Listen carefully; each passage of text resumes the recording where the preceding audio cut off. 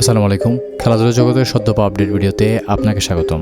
সংবাদ সম্মেলনে নাহিদ রানার সাথে এবার কিসের তর্কে জড়িয়েছে নিউজিল্যান্ডের এই ক্রিকেটার? বিস্তারিত জানতে ভিডিওটি না টেনে দেখতে থাকুন আমাদের সাথেই। সিরিজ জয়ের সুযোগ আছে দুই দলের সামনেই। ম্যাচ শেষে সংবাদ সম্মেলনে আসা দুই ক্রিকেটার সিরিজ জেতার আশার কথা জানাচ্ছিলেন। ঠিক তখনই ঘটেছিল বিপত্তি। যাই হোক, দুর্দান্ত একটি জয় পেয়েছে বাংলাদেশ। 3 ম্যাচের ওয়ানডে সিরিজে দ্বিতীয় ম্যাচে নিউজিল্যান্ডকে 6 উইকেটে হারিয়েছে টাইগাররা। 3 ম্যাচের সিরিজ এখন 1-1 সমতা। তৃতীয় ওয়ানডে ম্যাচটি এখন সিরিজ নির্ধারণী।